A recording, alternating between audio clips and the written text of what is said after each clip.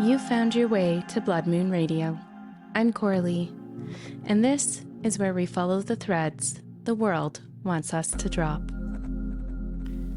In this conversation, I sit down with Catherine Bell, founder of the Awakened Company, to explore what it truly means to lead with both strength and softness.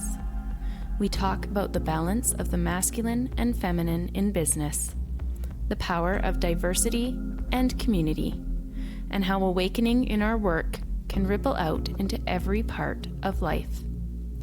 It's a conversation about leadership, but also about love, wholeness, and remembering that the light is always on, even when the world feels dark. Welcome in. Welcome to another episode of Blood Moon Radio. I am very excited today to have my special guest, Catherine Bell, here with us. She is the founder of the Awakened Company and the author of the best-selling book of the same name. How's it going today, Catherine? It is a bright blue, sunny day, and the temperature here is just perfect.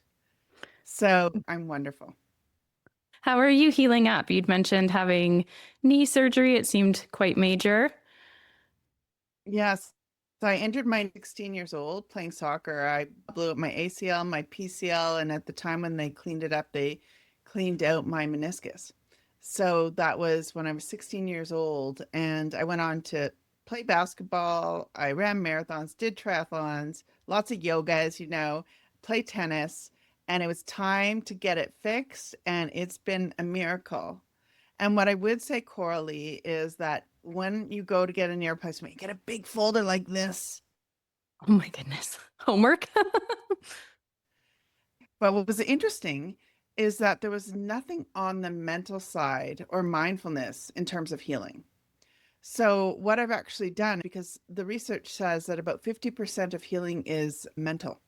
I'm in the process of writing an article with my physiotherapist, Pat Clayton, on mindfulness and healing and his experience. He's a bit of a legend in the whole physiotherapy area. For example, I think he worked with Calgary Flames, Stampeders, and he's been an athletic therapist Hall of Fames.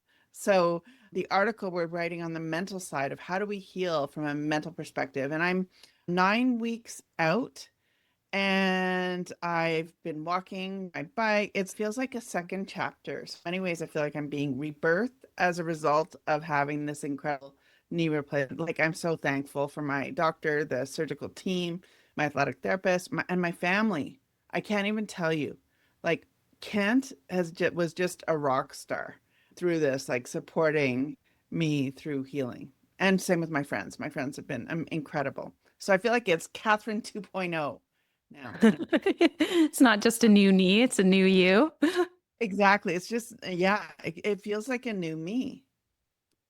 That's a major surgery to go through. I come from a dance background, and so many dancers have hip and knee replacements as they age, and watching people that I trained with go through it, yeah, that's a big one. And that's amazing that you're writing the article. Where are you guys going to publish that? We'll probably give you clinics to include in their pamphlets. And I have a literary agent, and I'll share it with my literary agent to pass on to magazines. And anybody who's interested in it, please email me and I'll send you the article. I have a list already of people who are like, give me the article. I'm going for a knee replacement. Because there's things that you don't think of. Like one of the pieces of advice my friend gave me was get a lazy boy chair. I rent a lazy boy chair. And I didn't want to give up this ugly lazy boy in our living room. Because you put your light out, put the ice on, and I'm looking out over the park. It really was helpful, but I didn't have that advice. I wouldn't know. Get a lazy boy, look out on nature. Those types of things. They're little, Yeah. tiny things, but they make a huge difference. You should definitely Huge send me the difference. article and I'll link it in the reading room. I have your book linked there and the Awakenly app. But it would be nice to link the article there too. It's interesting because Okay. the last person I interviewed had a mindfulness and health experience too, where she had a tumor and she decided to send the tumor love. And I said, I don't think I have it in me to send a tumor love. And she said, it's about mindfully approaching what is my body trying to tell me. And I think that's really valuable for healing. What does your body need? Totally, Coralie. And one of the things my Buddhist teacher, Charlotta Rotterdam, had me do before surgery was write a thank you note to my knee for carrying me for this long and then writing the new chapter. And I also think there's some research, I can't cite it right now, in terms of if we love, it changes the whole energy of that area. So I was definitely doing practices like that, telling my knee, my body, I loved it, and definitely did the process of thanking my knee for carrying me for so long. And in many ways, also, this time has been very kind of bone on bone for me. After surgery, I had a friend pass away 2 days after. I had another friend who collapsed at a movie theater we were going to, and I was on crutches at the time and had to navigate getting 911 for her. And I had another friend whose daughter was in peril. So in many ways, I think that when we experience these types of things, that they're all messages from the universe. And I didn't know how resilient I was or how my practices in terms of meditation have taught me I can drop in the most challenging of times so I can be in the heat of the moment because of my meditation practices. And this kind of bone on bone, I do think is this Catherine 2.0 because I think it's diamonds need pressure. This is my Charlotte and I were talking about this the other day. Diamonds need pressure to become diamonds. So I feel like all these situations are helping me to step into the more full me, which is really quite exciting. And it's all everything's just like to be devoured for awakening, to be consumed for how do we use what's happening in our lives to become a better human being. It feels almost fated that we're having this discussion because that's actually how Blood Moon came about for me, was having a series of months where there was deaths and loss of really important relationships to me and loss of the job that I was relying on. And it was one of those moments for me too, where I was like, everything has fallen away. And it was like being in this darkness. But I asked myself, what do I want to do? And I wanted to do something meaning that I thought was meaningful and could help people. And that's how I arrived here, wanting to share other people's stories about how they're doing life and what they're bringing to the world. So I resonate with what you just said a lot. Wow, super, super cool. And it also translates into something that I was speaking to a group I lead yesterday called the Green Room. And I was quoting Epi- Epictetus. And one of the things that he said, he's a Greek Stoic philosopher. And one of the things that he said was that when we're in darkness, when we're going to bed, we're in dark, that God and whatever deities or creator, whatever it is you relate to, the light is still on. And that to me was so on point, his quote, that it's still, we can be in total darkness, but our awareness, our consciousness is still on. Isn't it amazing too that, I mean, I don't know what century he lived in, but that phrase and his philosophies are still so relevant to humanity. You think we've advanced, we've changed, our life is so different, but at the core of it, it's the same, right? The questions that we have and this process of living this life and experiencing this life, going through these things. Totally. One of the things I like to do is choose a random page, and I just so happen because I quoted him yesterday, I have the book here. So let me just do a random pick and see what it says. If you picture it realistically, however, and don't think yourself unworthy, consider next the project scale. To begin with, you have to set a different example with your behavior. No more blaming God or man. Suspend completely, train aversion only on things under your control. Banish anger, rage, jealousy, and pity, which is so true. The only thing we can do is control ourselves. That's the only thing we can Absolutely. do, control But it's the ourselves. only And thing then in your control. allow that to ripple out. At Awaken Company, we often talk about the ripple effect, which Mhm. is like when we awaken ourselves, we awaken our relationships, our teams, our organizations, and our world as a result. The challenge is, Coralie, that most organizations have a bad ripple impact in terms of most leaders aren't self-aware. Most people rate the worst time of the day as their time with their bosses. We call it the boss hole effect. And most organizations don't survive past 9 years. So we've got to create different organizations. And yet, I believe organizations are totally forces for good. Yeah, and that's what brought you to write The Awakened Company. Did you have experiences at other companies when you first noticed this? What inspired the book and the premise of The Awakened Company? Because you train companies to shift their mindset, right? Yes, we work with companies to create healthy corporate cultures, and we do executive coaching and team sessions, etc. What inspired this book, though, this was not a linear path at all, Coralie. So I want everyone to think differently. Like you can expect to go on a journey, but you might end up going somewhere else with it.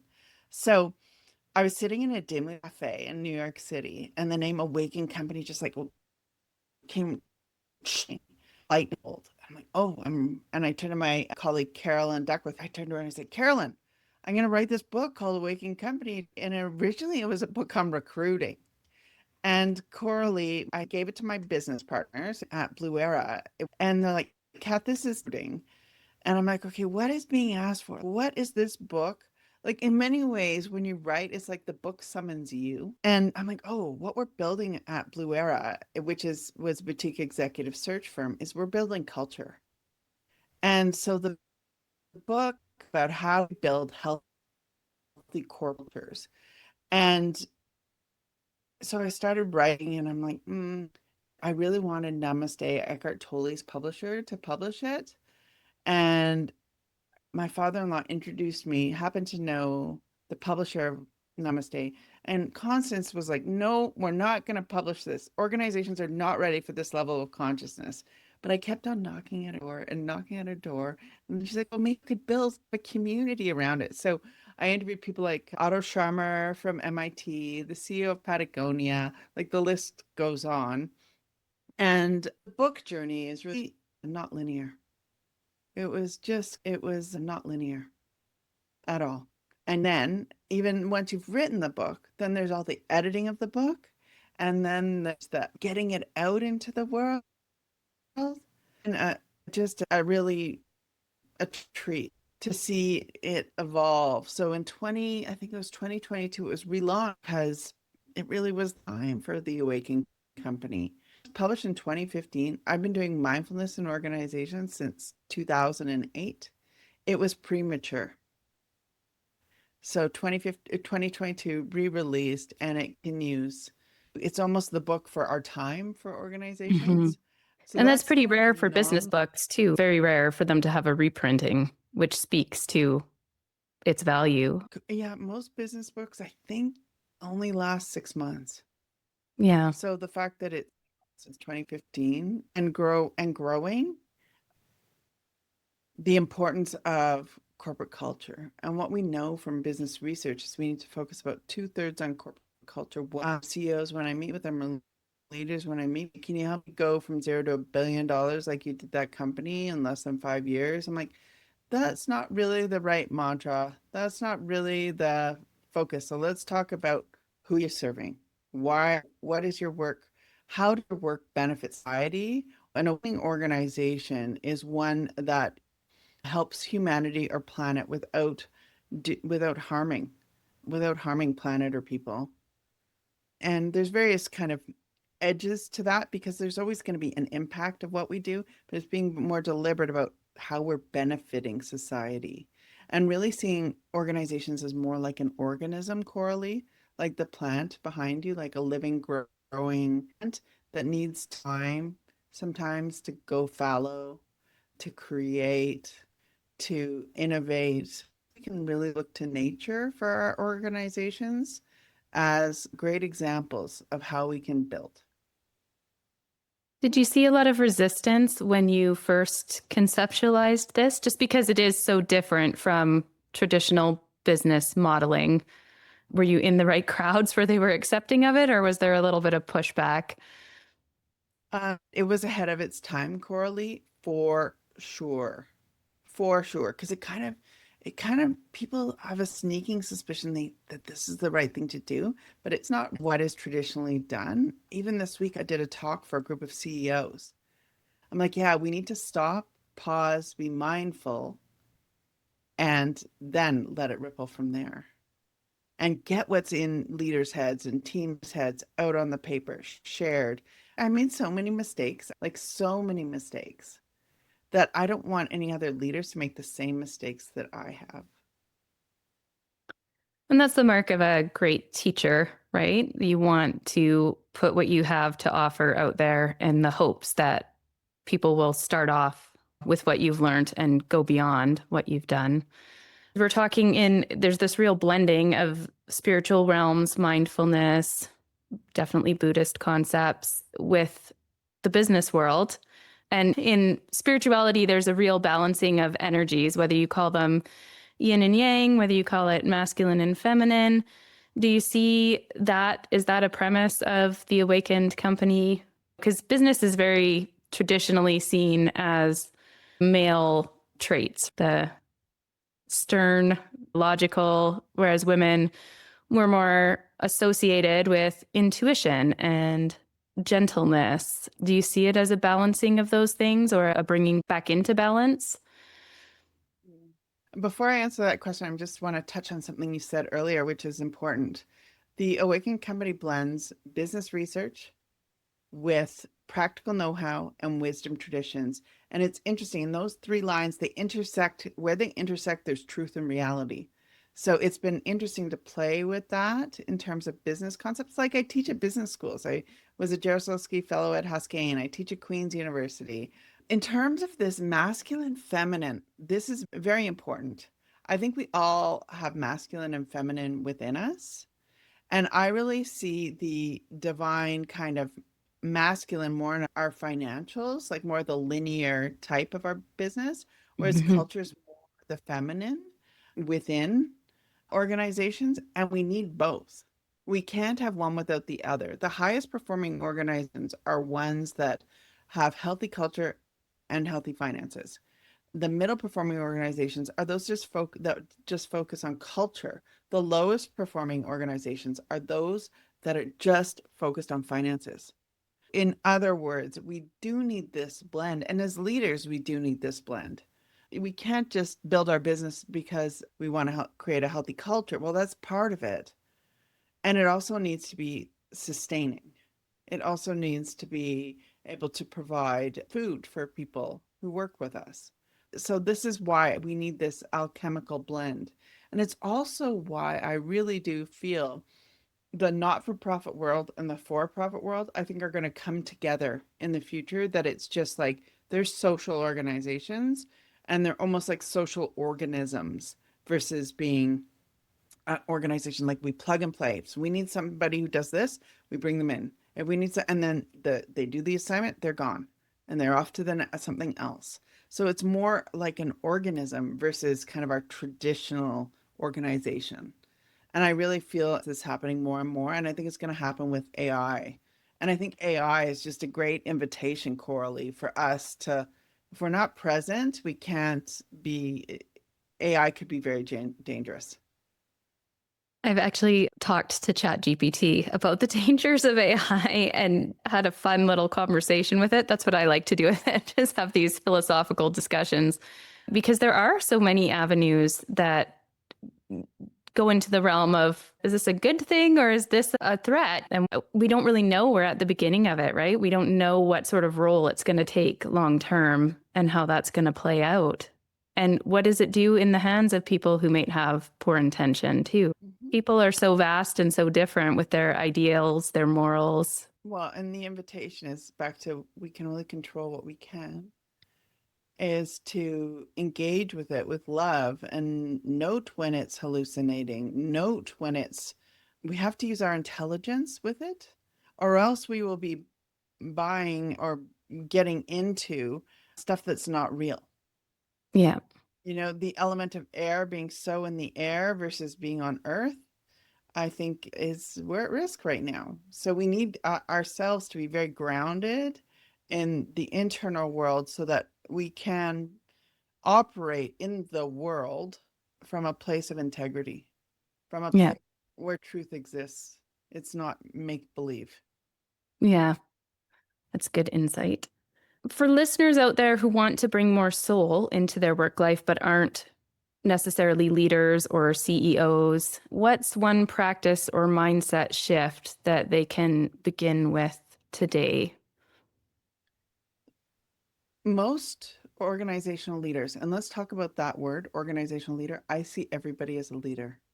So everybody's a leader. This is one thing that I wish everybody had, and that is a personal vision. Because we have about 60,000 thoughts a day, 85% are repeating, 95% are negative. Oh, wow. 1,000 thoughts a day, 85% repeating, 95% are negative. So when we have a personal vision, we are beginning with positive intention.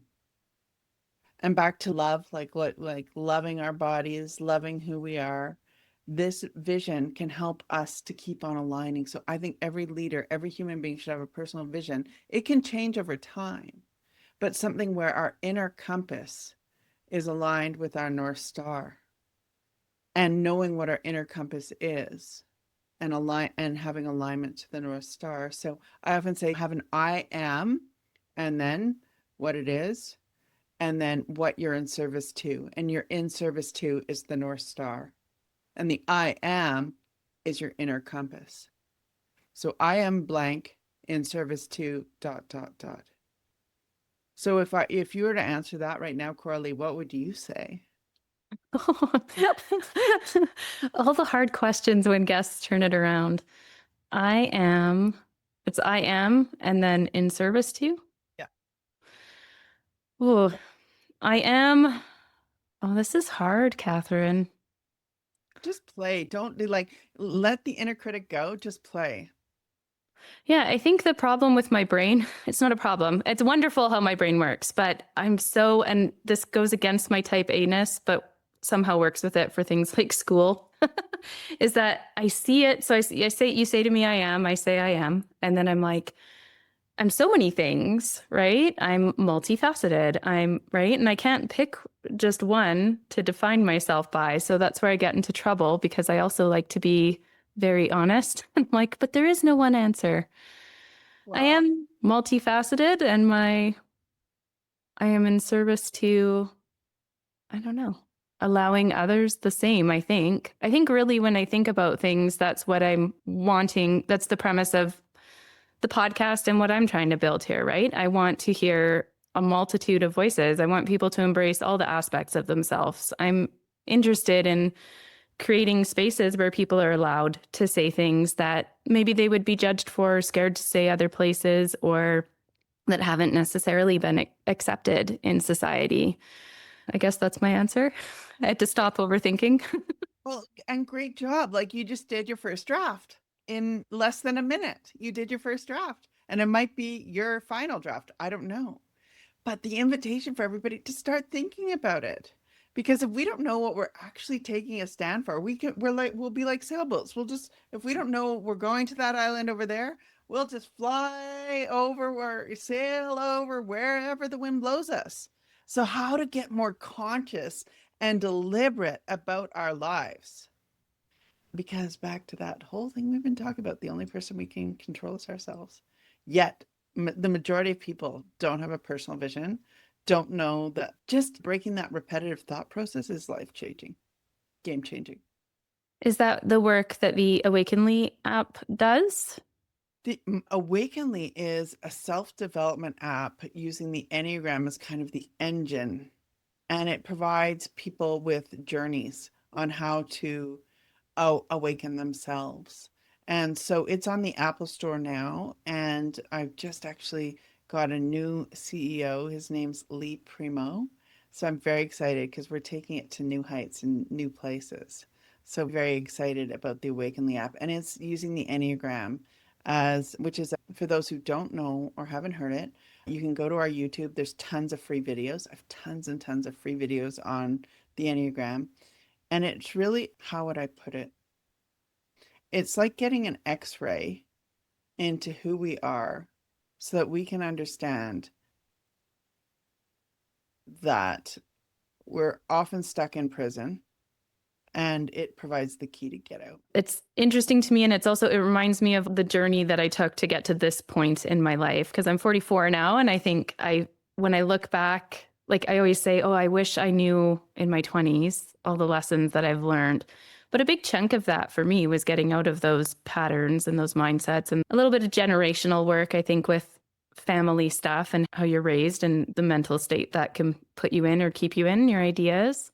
Getting out of that to be more free and more open, be able to be authentic and be yourself, not be scared to put yourself out there. And a good portion of that is actually having the self-awareness to see those patterns. The majority of leaders are not self-aware. Only 10 to 15% of leaders are actually self-aware according to HBR. So understanding who we are, our gifts, our work-ons, having our personal vision, understanding our Enneagram point, which you can go to Awakenly, go to our YouTube channel, provides us real keys to activating our leadership and also awakening our full potential. And I think everyone has so much potential that's untapped through not going within. I think we must go within and mine for gold within so that we can serve the world from a different place rather than just more reactivity, more pattern on pattern on pattern on pattern, because our patterns tend to repeat unless we've learned the lessons. Yeah. It's like the yoga poses, Coralie. If you keep doing the same yoga poses, you're not building any new muscles. You're just developing the same muscles again and again, and the same mindset too, because yoga to yoga means now. So how do we change our poses? And as leaders, how do we acclimate and be present to what is needed in the moment, not our automaticity, not our repetitive patterns?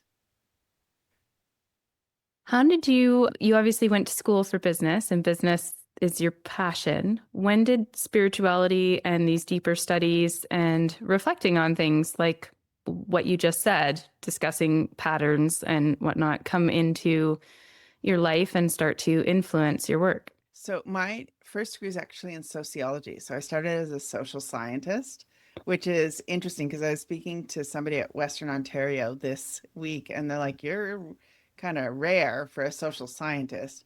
And then I got my MBA, and then have various certifications in the Enneagram. I'm trained in yoga, as you know, and I'm trained in wisdom traditions. I don't see like we would say, oh, Cass passionate about business. I'm passionate about a world that's lit up, a world that's awakened, a world where everybody is living into their potential. So I have this amazing group of people who are in the Awakened Company certification, and we're going to be building out Awakened Company but it weaves all these different traditions. So I would actually say that I'm in love with the healing and harmonization of life. I don't see any of these buckets as separate. I don't see working with these CEOs. It's awareness, it's love, it's mindfulness, and it's also healthy embodied power for showing up. So I see the world quite from different, like we often box, and I see the vista as like wide open space. And how do we each claim what we are to contribute to the universe's canvas? And I'm passionate about serving humanity to wake up during this time. It's such an interesting time to be alive. Yeah, it's interesting and a little bit complicated.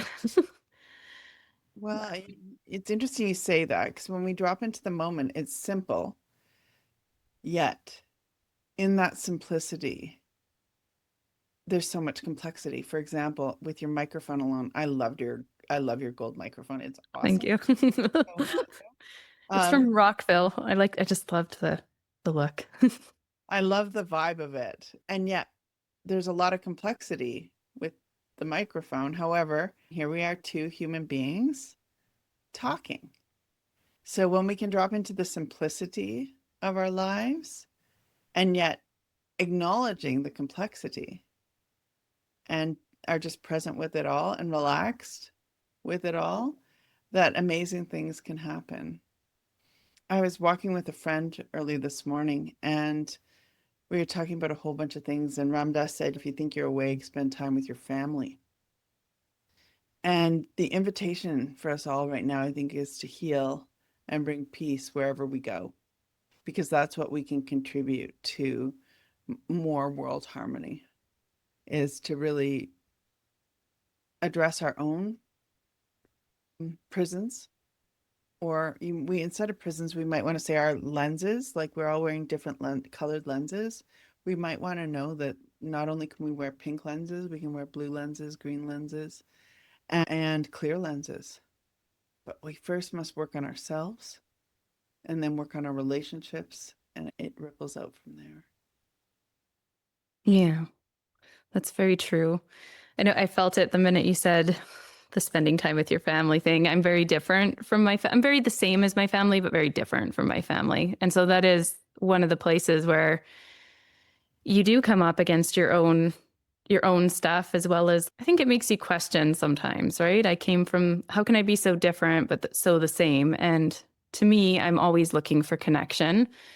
And that doesn't have to be connection in those intimate relationships. I feel a lot of love and satisfaction connecting with people I don't know so well and doing things like the podcast, right? But in the family unit, sometimes when you're challenged, that's when you really come up against the parts of yourself that, that do, like you said, keep you trapped.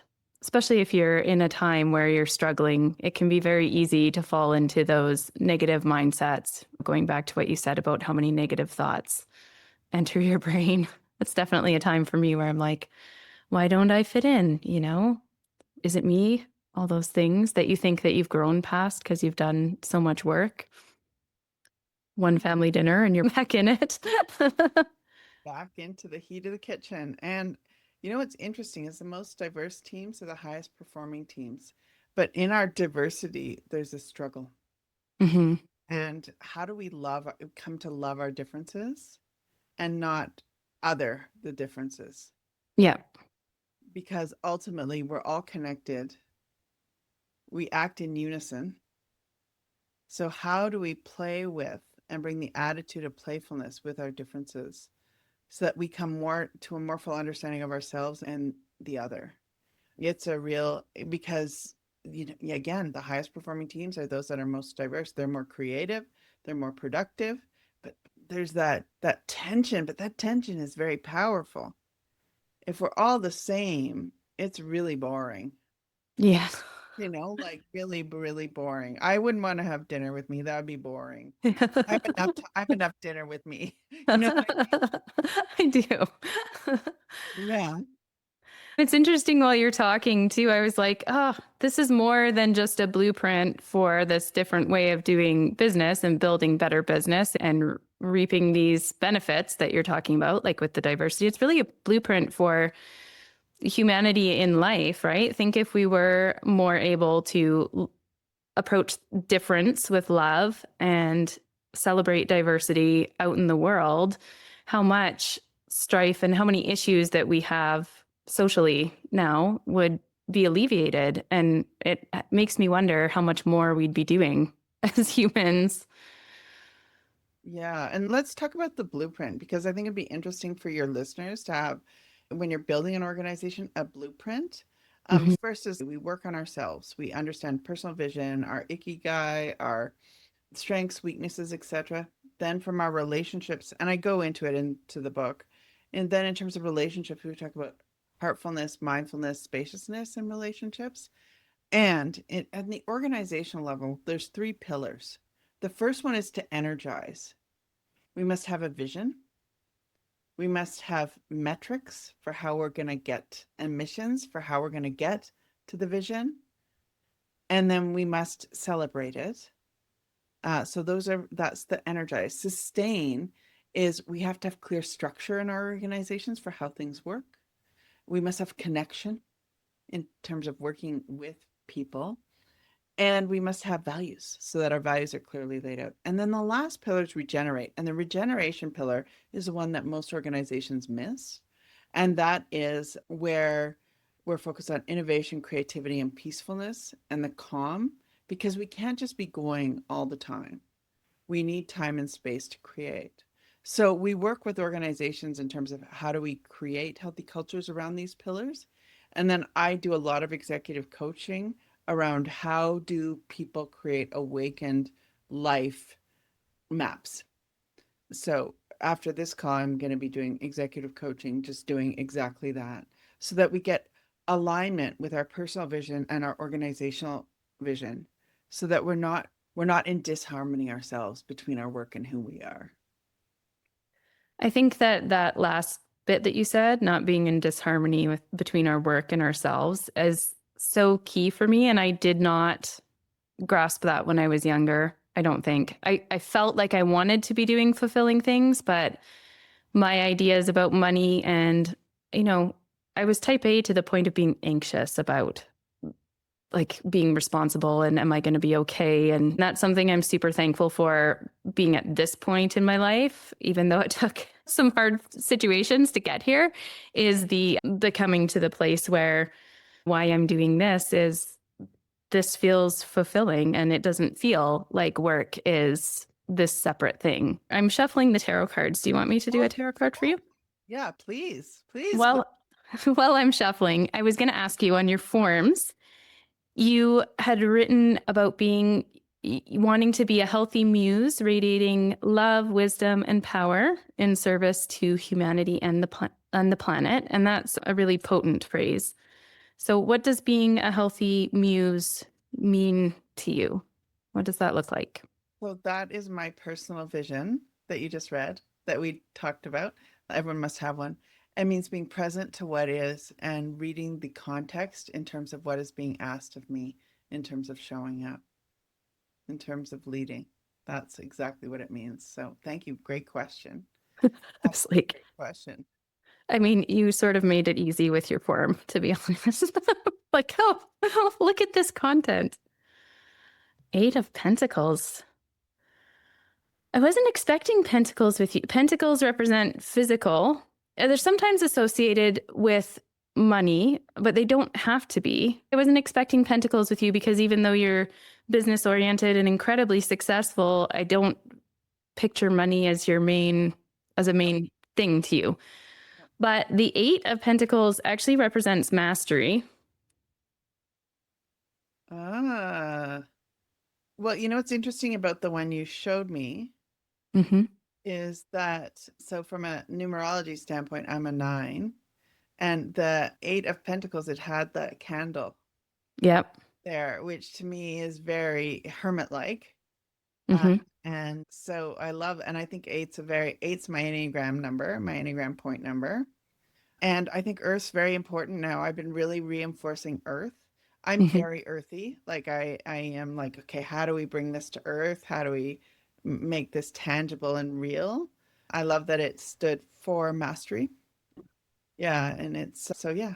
But well, try another. See what happens, Coralie. I did pull another one out, but I was going to say also in the back of this card, you can see he's got the bookshelf with all of the learning and all of the knowledge that he's bringing forward into what he's doing. The second card was a nine, and it was the Nine of Wands. And wands are action. So they're like, what are you moving out into the world? What are you either, how are you going to move forward with this? And that's a card of determination. And this is the image on this one. This deck is really beautiful, but it's very powerful. Ooh, Yeah. ooh, I love that. Love Yeah. that. That almost reminds me of what the Awakened Company, especially when you launched it, would have been doing, right? He's in this barren, dark space and he's holding the light and he is moving forward. Mm-hmm. And Yeah. in many ways, I feel like my whole life is that, like, because the things that I do aren't typical, Coralie. They're like No. a new way of being and doing. And I'm like, can you see the light? Can you come with Yeah. me? Come here. Come here. Like, come here. And I'm very, like, my birthday's 999. So it's like a lot of like, Transformational, spiritual energy. Here we go. It's funny that your Enneagram number is 8 and that your number is 9, and those are the cards. Yes, I feel like there's a third. I don't know why I say this, but I feel like there's a third. I often pull in threes. The That's what next I see. My intuition was like, okay, she's done two. Gonna do a third. the next card is the Page of Swords. Swords are thought. As you go through the deck, you start at the ace and you move through to the king, right? So the beginning, the ace is normally can be like newer energy. And as you get into these, the page, the queen, the knight, the king, they are older wisdom, establishing something. And the Page of Swords is odd. Well, actually not odd, I guess. The premise of the Awakened Company comes at opposition to the energy of traditional business. Yeah. Yeah. That's awesome. That's totally awesome. And may it be an invitation for everybody to follow their hearts and their minds and their bodies, because ultimately it doesn't matter what anyone else thinks. What matters is what you're here to do and be and how you're here to show up in the world. And it's not always comfortable. It's not always comfortable. And yet, in that discomfort, as we talked about in the beginning, like great awakenings happen. You answered every one of my questions, I think, without me having to read them. My last question for you was going to be, how can people get involved? And I feel like you just answered it really with your Well, invitation. yeah, I want people to be themselves. And I'd also invite everybody. We have an assessment, an organizational assessment, a free one on our website. Take the organizational assessment and it'll provide you a roadmap for, okay, we don't have this, we do have this, and then play with it. Obviously, get the book, go on our YouTube, check it out. But mostly, I want people to be awake to themselves, because then, in being awake to themselves, in being awake to ourselves, we awaken everything that we're around. Taking the assessment, will that work for people in who aren't in organizations, or is it really geared towards businesses, bigger businesses, small businesses, anybody? I think everybody works in an organization. Yeah, and yet we can sometimes push organizations into certain categories. But everybody I know, if you're working, even you could use it for your family systems, right? We're in organizations. So complete the assessment and get a read for where am I with this? How am I? I would strongly encourage you to do that. In terms of self-development, Awakenly, go to our YouTube, sign up for our newsletter. We give so much practical. That's why probably this earth came up too, the pentacles. Yeah.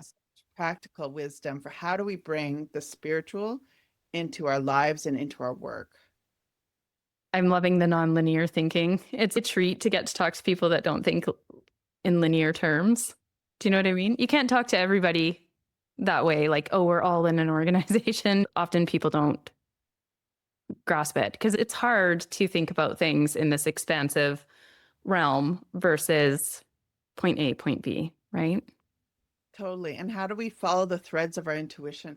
Mm-hmm. And then in following the threads of our intuition, we're often like the light bulbs go off for new things. Do you want me to pull a card for you? Yeah. Okay. Pull a card for me. Okay.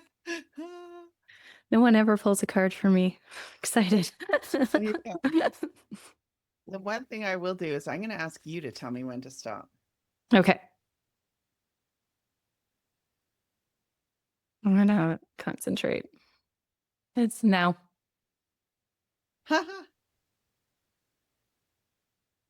Wheel of Fortune. There she is. There she is. So tell us what this means, Wheel of Fortune. The Wheel of Fortune is like cycles and fate. I often get it lately when I pull for myself. So, going through the cycles, they're accepting the things that are out of control, but also, I think for me personally, or how I feel it, is allowing the the cyclical to happen. Like you said, you can't control everything, right?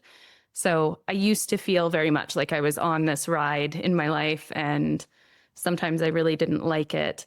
But really, I couldn't control those outside things at all. But I could control my reactions to it. And it took years to really be able to allow what was happening not to have such a huge effect on me. It can still, if something is upsetting, of course you're going to be upset, but it doesn't have to be overwhelmingly upset. And something going wrong doesn't mean that everything's falling apart. I used to be very bad for that. And something I'm super thankful for at this point is I can be more resilient. I don't attach so much to the feeling of, oh, this went wrong. And if it's a dead stop, if it's something that's really putting a stop to it, I look at what other options there are. Where can I go? What am I meant to be doing then? Last question. When you think about awakening on a collective level, what gives you hope right now? Mm. What gives me hope right now is that people are communicating more and more so from the place of presence, and different generations are asking for different things. And it's not to be a human doing, it's to be a human being. And that's a big shift in our consciousness in terms of adding more space into our world so that we're human beings, not just simply human doings.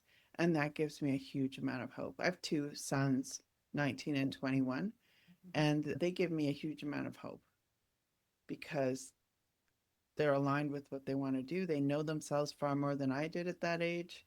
And they're more interested in human beingness than human doingness. They're also interested in doing, but it's the blend of the two. Great question. That's a great question. Well, thank you. Thank you. That was great. You can find more of Catherine on her website, catherinerbell.com, or on LinkedIn under Bell Catherine. You can also find The Awakened Company on LinkedIn, Facebook, Instagram, YouTube, and at awakenedcompany.com.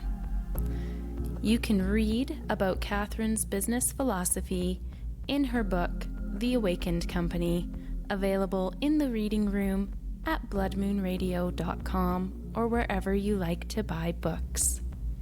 Thank you for listening. And until next time, remember, the truth echoes louder after dark, whispered, unfiltered, waiting to be touched. See you soon.